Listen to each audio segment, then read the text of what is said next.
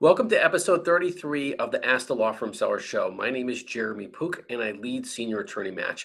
In today's Ask Show, we'll have two questions plus our Poock's post. Today's Poock's post will address why it is so important to track digital case originations in today's marketplace for the sales of law firms. Okay, so let's jump right into it with our first question today.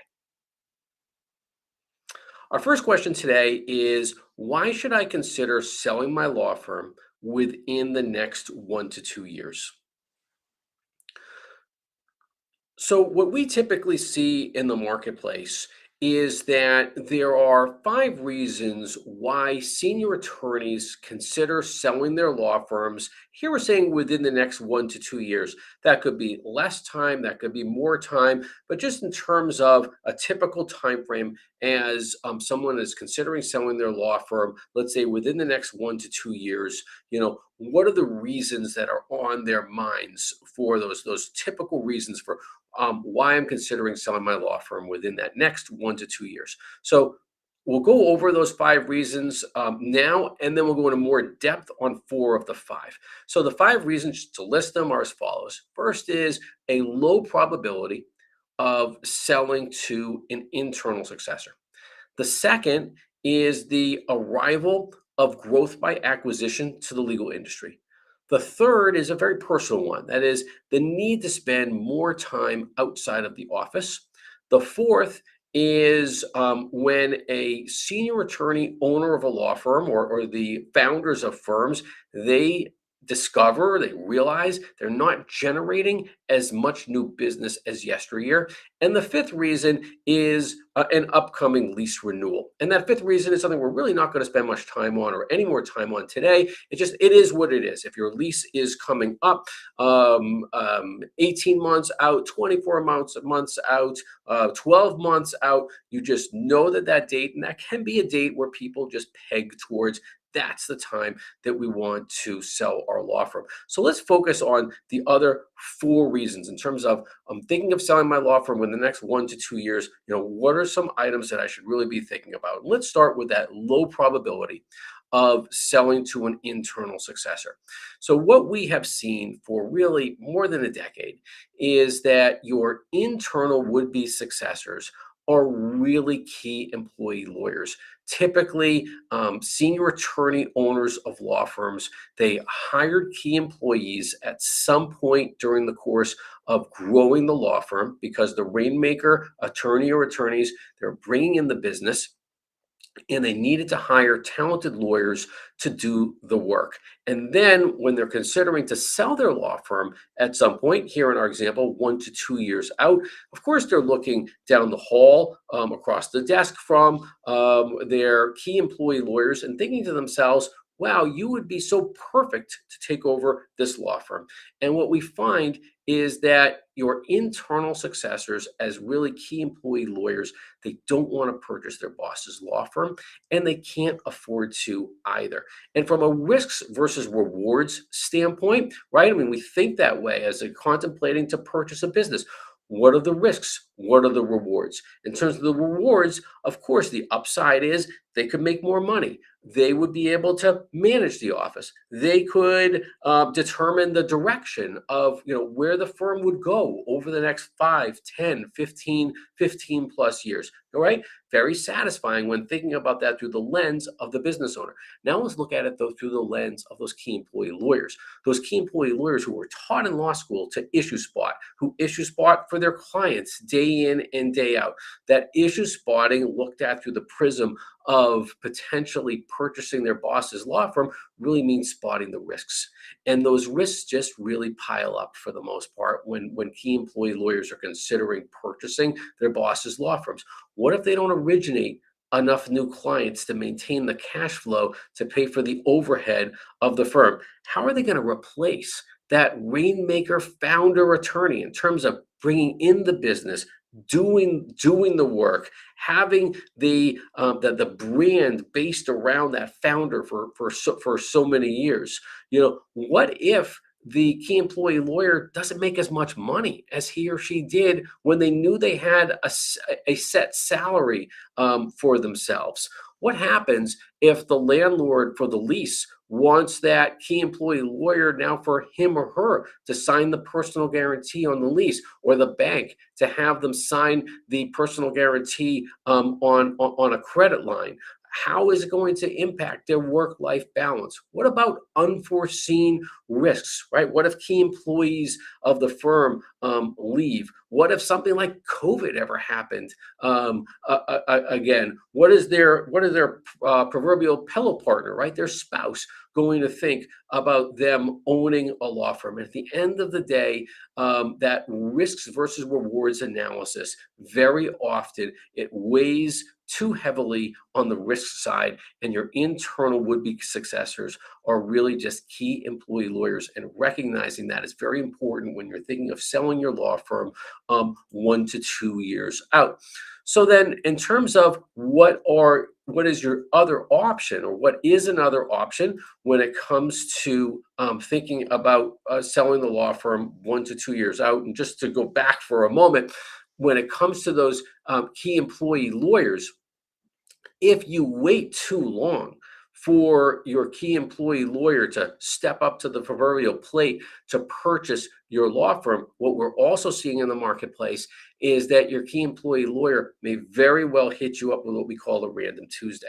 Rather than stepping up to offer to purchase the practice, they may consider their boss's intent to retire or sell the law firm as jeopardizing their reliable, predictable, and safe job.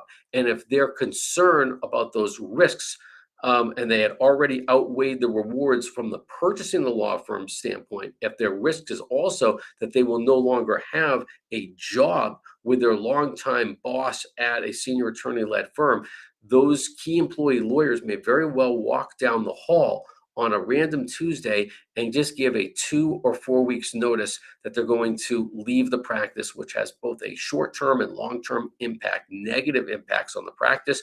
Short-term impact is that you've lost major billers for the firm, the people that actually do that work that they were hired for. Now you've lost a key employee lawyer who could very well be putting up 1,000+ billable hours per year.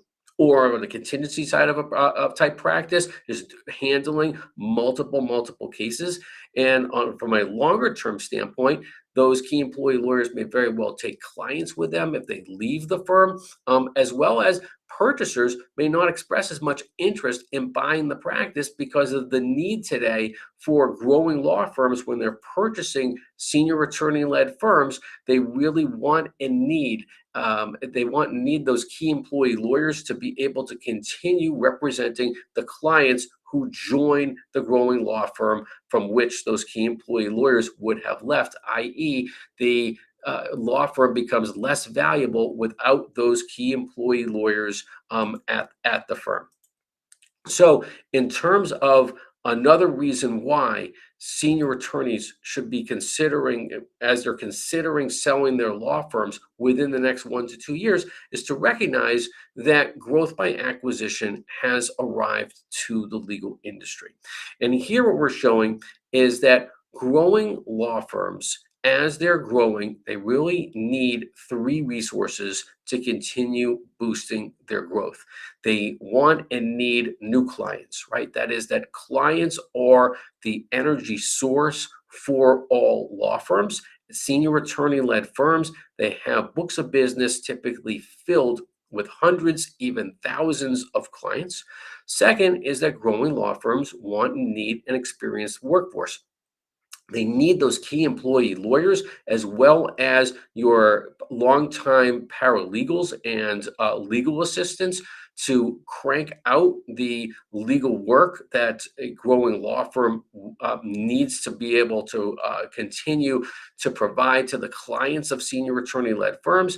And more in what we call the 3.0 digital era for the legal industry, growing law firms need digital content as they are marketing digitally to attract the attention of today's and tomorrow's clients. Senior attorney-led firms have developed subject matter knowledge in multiple areas of the law, and that subject matter knowledge that senior attorneys and the lawyers at their firms in particular have developed over often decades can be converted by growing law firms into digital content. So as you're considering selling your law practice within the next 1 to 2 years, recognizing that growing law firms want and need what senior attorney led firms have in terms of clients, experienced workforce, and subject matter knowledge to convert into digital content.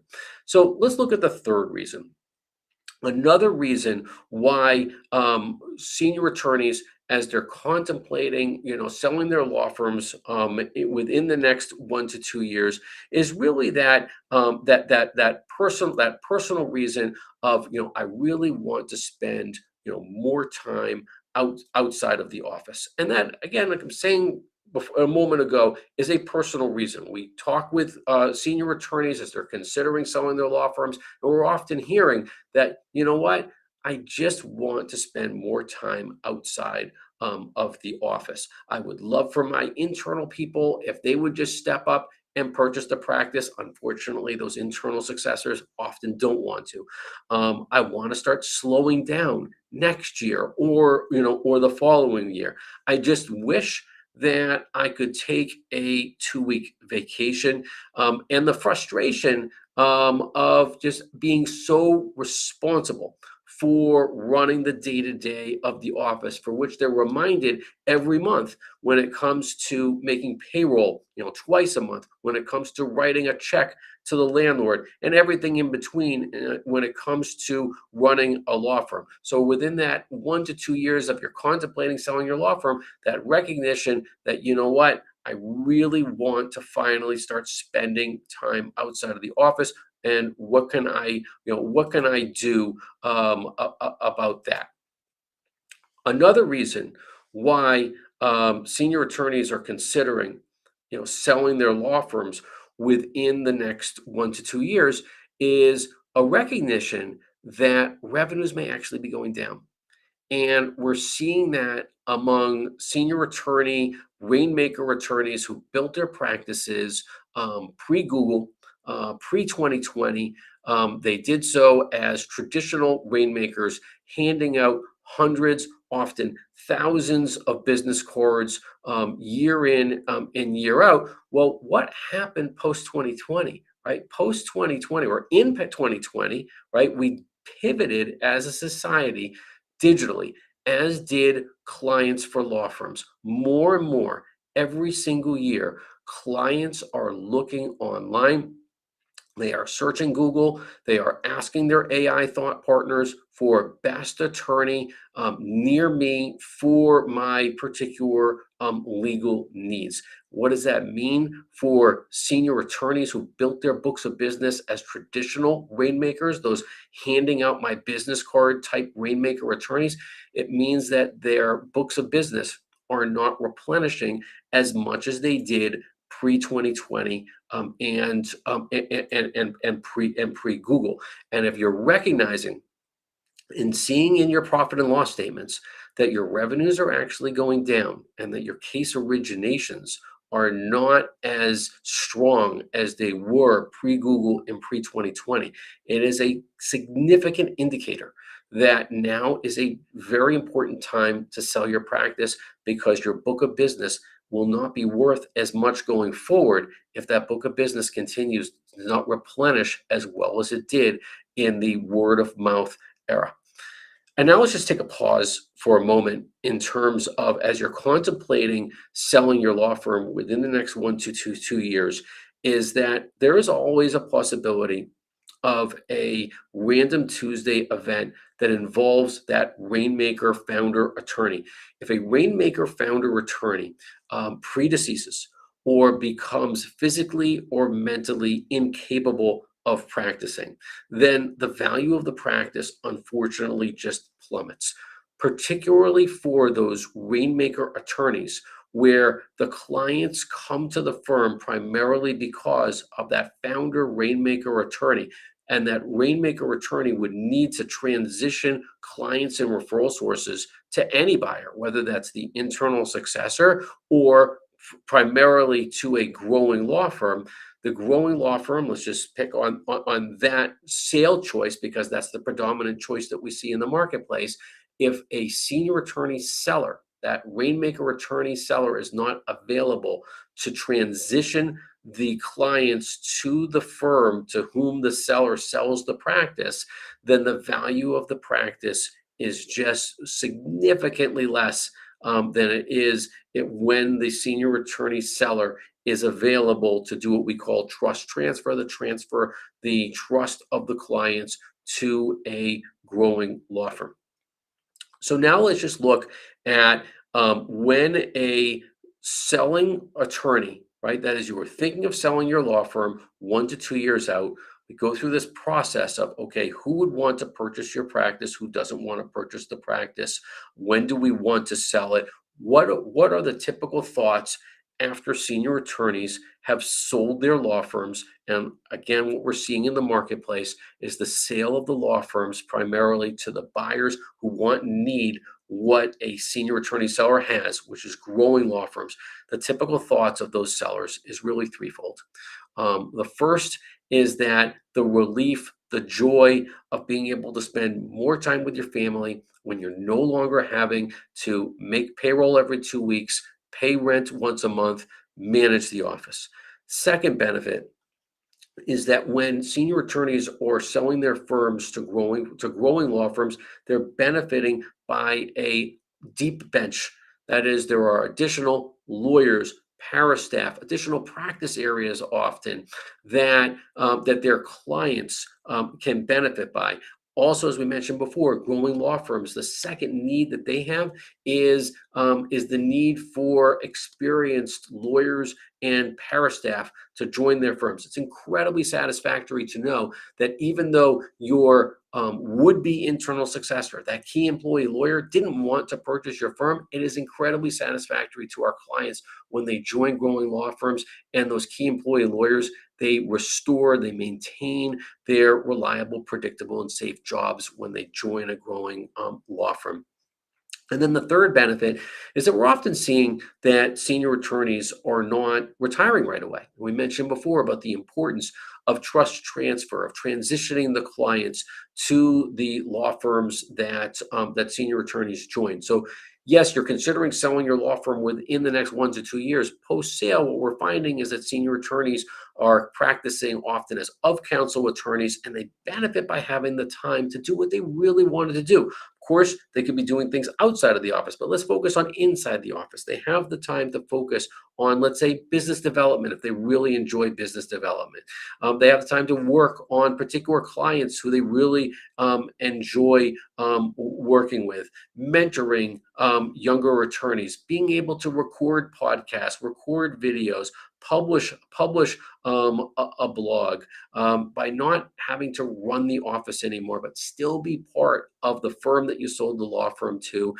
It's very gratifying and satisfying to senior attorneys as they sold the firm, practiced for several years as an of-counsel attorney, and then retire. And of course, benefit financially by striking financial terms with a growing law firm that wants and needs what they have and is very prepared to pay the consideration that senior attorneys deserve for the law firms that they've developed over the course of their careers. Okay, so now for our second question. Our second question today is, I am tired of running my law firm, but I still want to practice. What options do you recommend? So when we meet with senior attorney sellers of law firms, and just to give a range of ages of senior attorneys, what we're seeing in the marketplace is your typical senior attorney thinking of selling their law firm is somewhere between ages 55 to 75 plus. When we have our initial meeting with clients, what we're often hearing is that they express that they are tired of running the office. They're not saying that I want to stop practicing, I need to sell right away. It's really those two factors. I am tired of running the office, and the second is I just wish I no longer had to manage the office. So what we're showing here for those attorneys that are tired of running their law firms and they still want to practice, what we're showing is this transition from being tired to inspired to retired. And what does that mean? It means that, okay, we recognize you're tired. You're tired of running the office. You'd love to be able to slow down a bit. You're tired of the fact that your would be internal successor is just not walking down the hallway and asking to purchase your law firm. Tired. Now, inspired. How does that happen? What we find is that when senior attorney owners of law firms sell, merge, transition their law firms to growing law firms and join those firms and continue practicing for a certain number of years. That could be 1 year, 2 years, that can be 5+ years.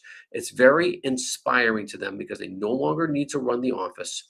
They're able to transfer the trust of their clients to lawyers at the firms that they join, and just being surrounded by a growing law firm, the excitement of that feeling of being part of a business that's in growth mode. I'll just give a quick example once of a client that I called him a few months after he joined a firm, and I asked him, how's it going? And he said, you know what, Jeremy, I was whistling down the hallway the other day, and for whatever reason, I thought to myself, oh boy, what does that mean from a negative standpoint? I really should have thought about it. Wait a second, maybe that's a positive thing. And sure enough, it was.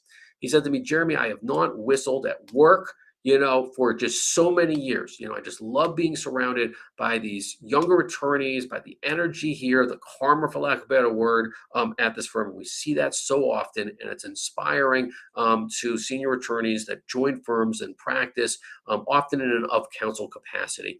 And then the retired part is, yes, after you've joined a law firm, and you can head into retirement, you know that you are leaving a legacy behind you of your clients. Your clients are in good hands. Your staff is often in good hands because the staff often joins senior attorneys when they sell to a growing law firm. They're sharing their experience and knowledge with lawyers at the firms that they join, and they're also able to participate in marketing by taking their subject matter knowledge that they've developed over the course of their careers and sharing that with the law firms that they join.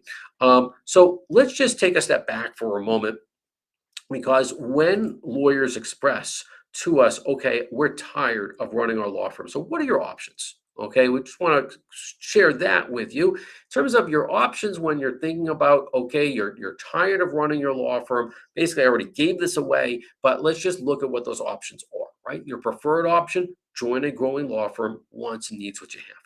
Potential option is exploring, okay, do your internal key employee lawyers, do they want to purchase your law firm? Potential option, because often they don't, because what we find is that key employee lawyers, they don't want to purchase their boss's law firm and they can't afford to either.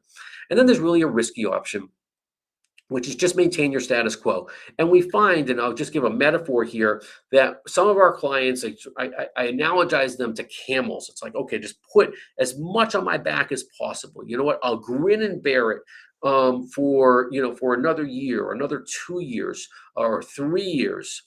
Even though I'm tired of doing this, I'm sick of managing the office. Well, it's risky, because when you maintain the status quo, the two primary risks there of maintaining the status quo are that key employee lawyers could leave on a random Tuesday, and a different type of a random Tuesday event is, God forbid, something happens to that senior attorney, rainmaker attorney, predeceases prematurely, or an unexpected physical or mental ailment causes the senior attorney to no longer be able to practice. And then the value of the firm, unfortunately, just plummets as a result. So just to hone in on why it is that the growing law firm, why it is that growing law firms want and need what senior attorney-led firms have. So when you're thinking to yourself, well, I'm just so tired of running this office, right? Who else would want to take on this burden? Well, interestingly, like growing firms, what you consider as a burden in terms of, let's say, managing the office, Many growing law firms today, they actually have they have office managers. There's often a C-suite, COO, a CMO, a CFO, CEO, a lot of acronyms there. But what we're finding is that growing law firms are tackling those management issues by having non-lawyers handle them, and they are welcoming in senior attorney-led firms because those senior attorney-led firms offer their books of business. They often have key employee lawyers and para staff that add to the experienced workforce that growing law firms need to provide the legal services to the clients of the growing law firm and to continue representing the senior attorney-led firm's clients. And more growing law firms, they need digital content. They recognize that today's clients are looking online for lawyers and law firms to hire, and they welcome senior attorneys who have literally treasure chests of subject matter knowledge that they can convert that subject matter knowledge into digital content for multi-channel digital marketing. They have access to hundreds, sometimes even thousands of untapped five-star Google reviews. That's social proof that growing law firms need today. When clients are looking online, a client can see, wow, there's 400, 600, 1,000 five-star Google reviews. Yes, we should hire this law firm. And in addition to that, from the digital content side, is the senior attorney and the lawyers at a senior attorney-led firm. Their bios are typically stellar. They've been leaders in the bar. They've written articles. They have case law that they have made over the years. Growing law firms want and need all of the above. And now let's just look at, okay, when senior attorneys are tired and they're considering joining a growing law firm, well, there's still some fears associated with joining a growing law firm. That is, okay, I've run my own practice for so long, maybe I should just grin and bear it and stay in the status quo. And what we share with our clients and what we see in the marketplace as well is that when senior attorneys are in that tired phase, and we're explaining you can go from tired to inspired to retired by joining a growing law firm. What we're sharing also is that from a logistics standpoint, that when you join that growing law firm, you do not all of a sudden have a new boss. That's the number one concern. Okay, I'm going to join a growing law firm. Why, after all this time that I've run my own show, run my own office, that I'm suddenly going to have a boss? No, you will not have a new boss. I'll just say that again. No, you will not have a new boss, because you'll walk in with a name tag on day one, metaphorical, of course. We haven't had a client actually show this, but just the images. Your name tag says, hello, my name is fill in the blank. I provide instant client growth at this firm. I am bringing here with my firm hundreds, often even thousands of clients. You will not have a boss because you are making it rain at that firm. Second benefit is that by no longer managing the office, you actually have greater control of your lives. A concern is that you join a firm, and a firm is all of a sudden going to tell you you need to come into the office. You need to bill this many hours. No, what we're finding is those rainmaker senior attorneys selling their law firms, they can make their own hours. They can work remotely. They gain much greater control of their lives. They're able to finally take that 3-week vacation that they want to be able to take, but they just haven't been able to because they've been running the office for so long. And then a third benefit from that inspiration in advance of the retirement is the legacy piece, is that you've built a great practice, your clients depend upon you, your staff depends upon you, and by joining a growing law firm, you've gone from being tired to leaving a legacy where your clients are going to continue to be represented by competent, capable attorneys for years to come. Your staff, lawyer and non-lawyer staff, will have a dependable job for years to come. Your knowledge base that you've developed over the course of your career, you're able to share with lawyers who want and need that knowledge. Yes, I understand. We all understand that AI is here, and okay, we'll be able to tap in to knowledge via AI, but nothing beats the experience of, hey, when I did this deal 20 years ago, the results were like this, and the fact pattern you're showing here in this new case are just like that case I had 20 years ago, and I recommend you do that. So satisfactory to share that experience. And then finally, in terms of the legacy standpoint, is taking that subject matter knowledge and knowing that it can be converted for marketing value, for digital marketing, 5-star Google reviews, adding senior attorney and additional lawyers from the firm to the websites of the growing law firms that senior attorneys join. So, just in summary, as lawyers, senior attorneys are tired of running their firms and they still want to practice, what option do we recommend? We just really recommend that you highly consider joining a growing law firm, because they want and need what you have, and you can really travel that course from going from tired to inspired to retired. Okay, so for today's Poock's Post. Today's Poock's Post is the importance of tracking digital case originations.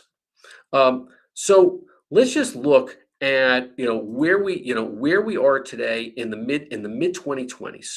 In the mid 2020s, when it comes to business development for law firms, we are at a stage of what we're calling digital adoption. That is, we've traveled in a very short period of time. We're going to track from 2020 to the mid 2020s.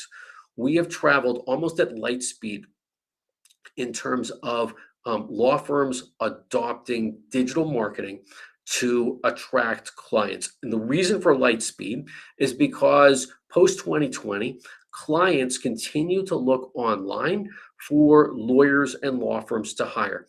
Law firms recognize that, the ones that got in front of the proverbial ball in 2020, and they began multi-channel digital marketing. That then led to those firms attracting more and more clients. And pretty much all law firms today are recognizing that they need to be improving their websites. They need to be publishing to multiple channels of social media. Now, of course, with artificial intelligence and the rise of artificial intelligence optimization, there is, of course, search engine optimization. Here in the mid 2020s, we have digital adoption by law firms in terms of marketing to clients that are looking for lawyers and law firms to hire online. So now let's think about that in the context of law firm sales. So let's look at the 5 components of valuing a law firm. Those 5 components of valuing a law firm post 2020 consist of the client list and the referral source list, right? That is the prototypical book of business, right? That is, you have developed clients, you have referral sources. That is something that we can literally put as exhibits in a purchase and sale agreement, right? The list of those clients, list of your referral sources, any business that comes in from those clients and referral sources. In Law Firm Sales 1.0, which we'll get to in a moment, on an earn-out basis, we can track. Additional components of value include the goodwill that a law firm has developed in its community, statewide, regionally, sometimes nationally, even internationally, as well as subject matter knowledge that lawyers and law firms have developed. And the 5th component of value is digital value. And here, what we're addressing in this Poock's Post is the importance of tracking digital case originations. But before we get to that, let's go in the Wayback Machine for a moment. And it's crazy that the Wayback Machine is only essentially pre the year 2000 and mostly pre-2020, because here what we're showing is the book of business for lawyers and law firms. Let's pick on lawyers in particular, point out Rainmaker attorneys in particular. Pre-Google, they developed their books of business in a very in-person manner. We call that the word of mouth era for business development, right? They went to in-person networking events. They published non-digital thought leadership, articles in newspapers, articles in journals as examples. They sponsored events. We all went to events. When we sat down at the table, first thing we would do, at least least I would do, but I think many of us would do, is we pick up the ad book. Who's sponsoring it? Oh, someone's taking out a full page ad. They're a law firm. They must be successful. They must be reliable. And then also there was, pre Y2K advertising. Okay, you're advertising in the white pages, the yellow pages, in journals, on TV, and radio.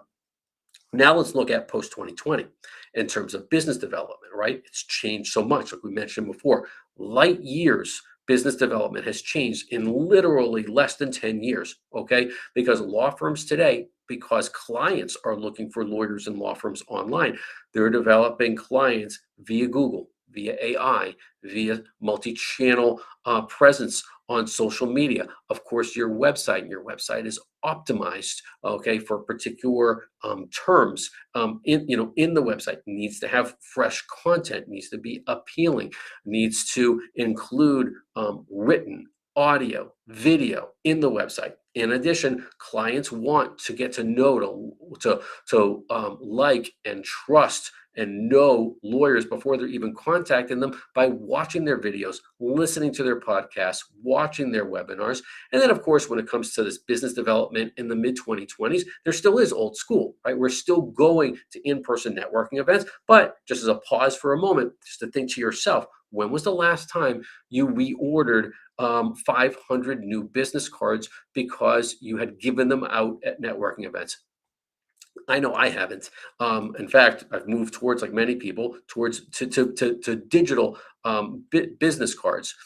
So when we're thinking about law firm sales, okay, and the impact of digital marketing on law firm sales, what we're going to show now is this transition that we're in between law firm sales 1.0 and law firm sales 2.0. And law firm sales 1.0, that's the sale of the book of business. Primarily, that is what we have seen, since Senior Attorney Match was founded in 2013, right? Sales of most law firms based upon a traditional book of business developed by a rainmaker attorney. That book of business has defined clients, defined referral sources, and a buyer is typically paying a seller on an earn-out basis in terms of the collections attributable to the defined book of business, a percentage of the revenues that come from those clients in the defined book of business payable over a negotiated period of time. Now let's look at law firm sales 2.0. In law firm sales 2.0, what we're seeing is, yes, the book of business that a law firm has developed, and then also there's digital value and brand equity. As law firms today are starting to generate and are generating significant, some less significant, but they, by and large, your law firms that recognize that we are in this digital adoption phase of where business development is in the legal industry.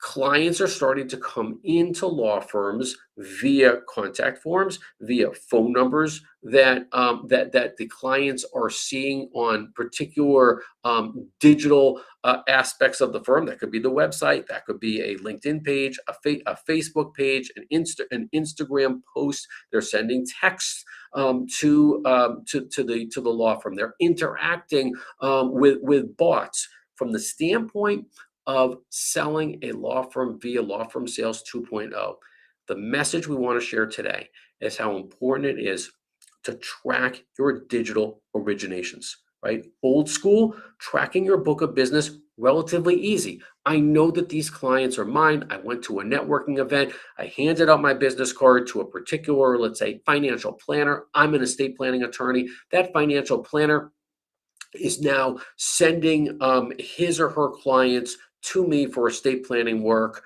Those clients are mine. Very easy to track.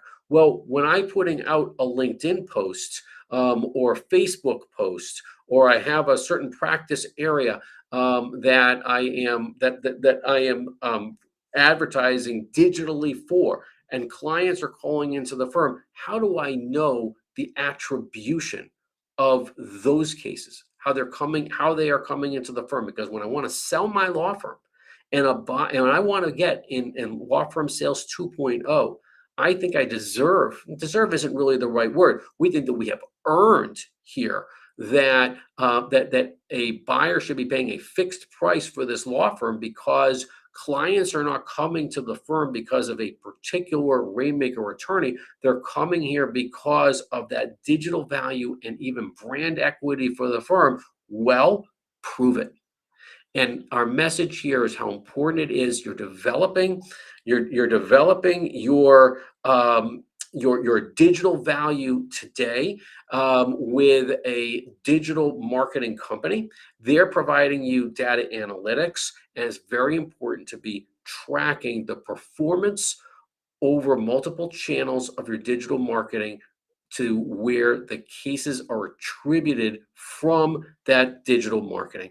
And we're just highly recommending that as lawyers and law firms are investing in multi-channel digital marketing in today's what we call 3.0 digital era for the legal industry, is to also be tracking where and how those cases are coming from your different digital marketing efforts. Because by tracking that data and being able to show a buyer where and how case attribution is coming from your digital marketing efforts, it will pay off in terms of the sales of your law firms, because we're going to be able to show we have moved away from a traditional rainmaker attorney business origination model here to a digital rainmaker model that we can back up with digital analytics that will support why a buyer and why a bank should pay a fixed price for our law firm sales 2.0 type sale. That will also include, yes, a book of business that we've developed over the course of our careers, but that we can actually prove and show that we have digital value and brand equity based upon the data that we have been tracking for years. And that is today's episode 33 of the Ask the Law Firm Seller Show.